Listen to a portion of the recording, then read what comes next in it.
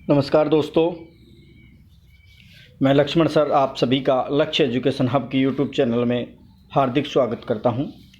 दोस्तों, मैं आज आपके लिए हिंदी साहित्य का जो इतिहास है उसका आदिकाल का पार्ट नंबर फर्स्ट के महत्वपूर्ण जो प्रश्नोत्तरी की जो सीरीज़ हमने चला रखी थी उसके महत्वपूर्ण जो प्रश्न आपके लिए लेकर के आया हूँ। दोस्तों, इस वीडियो को एक बार अवश्य देखें और चैनल को सब्सक्राइब करना ना भूलें। दोस्तों, देखते हैं दोस्तों आदिकाल के जो पार्ट फर्स्ट के जो महत्वपूर्ण प्रश्नोत्तरी हम लेकर के आए हैं उसका पहला क्वेश्चन है चंद्रधर जो शर्मा गुलेरी हैं। चंद्रधर शर्मा गुलेरी ने हिंदी का प्रथम कवि किसे माना? चंद्रधर शर्मा गुलेरी ने हिंदी का प्रथम कवि किसे माना है? तो ऑप्शन देखते हैं दोस्तों, विद्यापति, जोइंदू, मुंज कवि और पुष्प कवि। विद्यापति, जोइंदू, मुंज कवि और पुष्य कवि। तो इसका आंसर होगा दोस्तों मुंज कवि। मुंज कवि को चंद्रधर शर्मा गुलेरी ने हिंदी का प्रथम कवि माना है। नेक्स्ट क्वेश्चन दोस्तों, अपभ्रंश को पुरानी हिंदी किसने नहीं कहा? अपभ्रंश को पुरानी हिंदी किसने नहीं कहा? ऑप्शन देखते हैं दोस्तों, आचार्य रामचंद्र शुक्ल, चंद्रधर शर्मा गुलेरी, राहुल सांस्कृत्यायन, हजारी प्रसाद द्विवेदी। तो अपभ्रंश को पुरानी हिंदी इन चारों में से किसने नहीं कहा? तो इसका आंसर होगा दोस्तों हजारी प्रसाद द्विवेदी। हजारी प्रसाद द्विवेदी ने अपभ्रंश को पुरानी हिंदी नहीं कहा। इसके अलावा शुक्ल जी ने, चंद्रधर शर्मा गुलेरी ने और राहुल सांस्कृत्यायन तीनों ने क्या कहा है? अपभ्रंश को पुरानी हिंदी कहा है। अगला क्वेश्चन दोस्तों, असत्य कथन को छांटिए। असत्य कथन को छांटिए। पहला, आदिकालीन साहित्य में वीर रस के साथ साथ श्रृंगार रस का सामंजस्य दिखाई देता है। आदिकालीन जो साहित्य है उसमें वीर रस के साथ श्रृंगार रस का सामंजस्य दिखाई देता है। दूसरा है, यहाँ प्रकृति के आलम्बन और उद्दीपन रूपों का सरस चित्रण किया गया है। यहाँ प्रकृति के आलम्बन और उद्दीपन रूपों का सरस चित्रण किया गया है। तीसरा है, चारण कवि अपने आश्रयदाताओं के साथ युद्ध में भाग नहीं लेते थे। चौथा है, इस काल में राष्ट्र का अर्थ एक राज्य के क्षेत्र विशेष, यहाँ इस काल में जो राष्ट्र का अर्थ है एक राज्य के क्षेत्र विशेष से संबंधित है, उसका वर्णन किया गया है। तो इसका आंसर क्या होगा दोस्तों? तो इसका आंसर होगा दोस्तों आदिकालीन जो साहित्य वीर और श्रृंगार रस का सामंजस्य था, ये भी सही है। प्रकृति के आलम्बन उद्दीपन रूपों का सरस चित्रण किया गया, ये भी सही है। चारण कवि अपने आश्रयदाताओं के साथ युद्ध में भाग नहीं लेते थे। दोस्तों, नहीं लेते थे, तो इसलिए इसका ऑप्शन क्या होगा? ये। और काल में राष्ट्र का अर्थ राज्य विशेष, ये भी सही है। तो दोस्तों इसका आंसर होगा सी से होगा, चारण कवि अपने आश्रयदाताओं के साथ युद्ध में भाग लिया करते थे। अगला क्वेश्चन दोस्तों, पयुमचरी ग्रंथ को पूर्ण किसने किया? जो पयुमचरी जो ग्रंथ है इसको, जो अपूर्ण ग्रंथ था ये, इसको पूर्ण किसने किया? तो देखते हैं ऑप्शन, शंभू ने, त्रिभुवन ने, हेमचंद्र ने और मुंज ने। तो दोस्तों इसका आंसर क्या होगा? इसका आंसर होगा त्रिभुवन ने। पयुमचरी जो ग्रंथ है इसके रचयिता तो हैं दोस्तों, रचयिता तो हैं शंभू। कौन है दोस्तों? शंभू। परंतु शंभू के पुत्र, शंभू के कौन थे? पुत्र। शंभू के पुत्र थे त्रिभुवन। शंभू के जो पुत्र थे त्रिभुवन ने इसको पूर्ण किया था। अगला क्वेश्चन दोस्तों, हरिवल्लभ भयाणी ने किसे अपभ्रंश का वाल्मीकि कहा है? हरिवल्लभ भयाणी ने किसे अपभ्रंश का वाल्मीकि कहा है? तो दोस्तों ऑप्शन देखते हैं।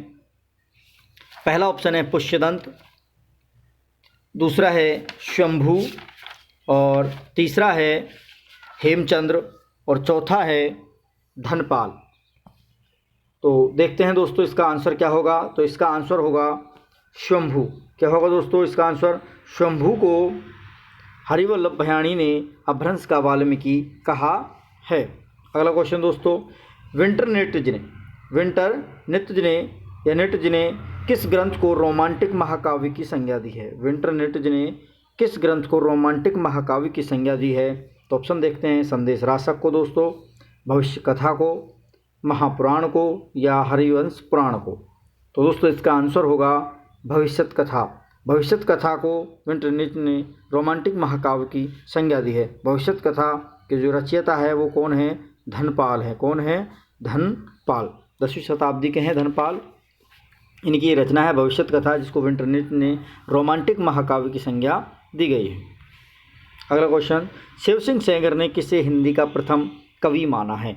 शिव सिंह सेंगर ने किसे हिंदी का प्रथम कवि माना है?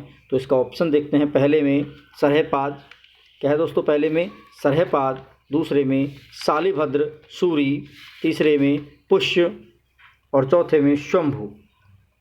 तो इसका आंसर क्या होगा दोस्तों? तो इसका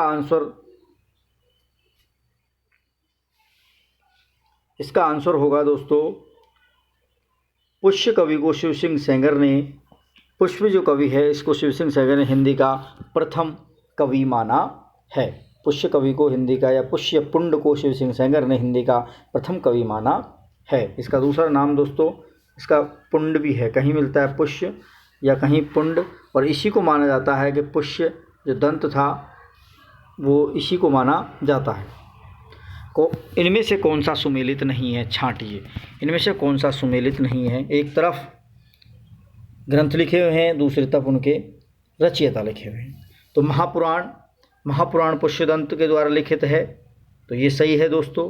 उपदेशर रसायन रास, ये शालिभद्र सूरी, इसको देखते हैं एक बार। तीसरा देखते हैं पाहुड़ राम सिंह का है, और चौथा है नय कुमार चरी पुष्यदंत का है। तो दोस्तों ये महापुराण पुष्यदंत का ये भी सही है, पाहुड़ राम सिंह का ये भी सही है, और नय कुमार चरित पुष्यदंत का ये भी सही है। उपदेश रसायन रास इसका गलत हो जाएगा। तो इसका आंसर क्या होगा दोस्तों?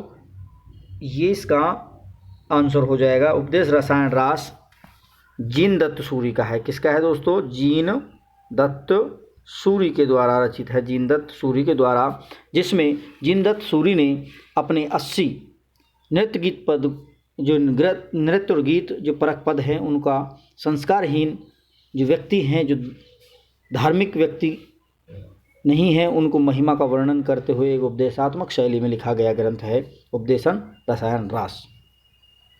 अगला क्वेश्चन दोस्तों, पाहुड़ दोआ ग्रंथ का संपादन किसने किया? पाहुड़ दोआ जो ग्रंथ है उस ग्रंथ का संपादन किसने किया? तो ऑप्शन देखते हैं यहाँ।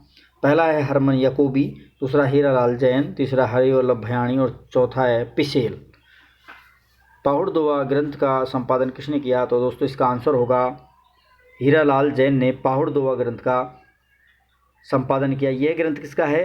पाहुड़ दोआ राम सिंह का ग्रंथ है। किसका है? मुनि राम सिंह का एक ग्रंथ है पाहुड़ दोआ, जिसका हीरालाल जैन ने क्या किया? संपादन किया है।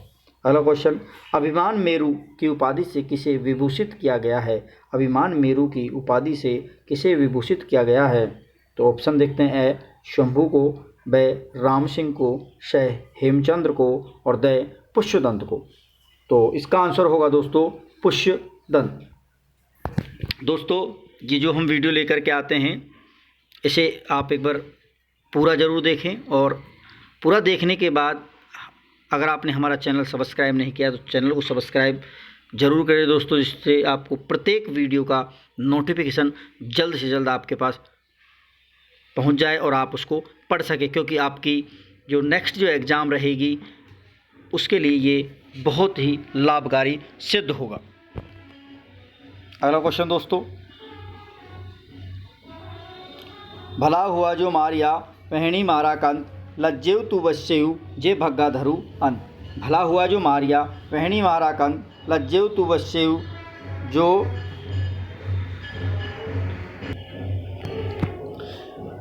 भला हुआ जो मारिया वहणी मारा कंत, लज्जेव तू बस्सेव जे भग्गा धरू अंत। पंक्ति किसकी है? तो ऑप्शन देखते हैं दोस्तों। पहला सरहपाद की, सरहपाद, दूसरे में लुइप्पा, तीसरे में हेमचंद्र और चौथे में शंभु। तो इसका आंसर होगा दोस्तों, क्या होगा इसका आंसर? तो इसका आंसर होगा हेमचंद्र। क्या होगा दोस्तों इसका आंसर? इसका आंसर होगा हेमचंद्र ने ये पंक्ति लिखी है कि भला हुआ जो मारिया वहणी मारा कंत, लज्जेव तू वस्सेव है जे भग्गा धरू अंत। ये हेमचंद्र की पंक्ति है।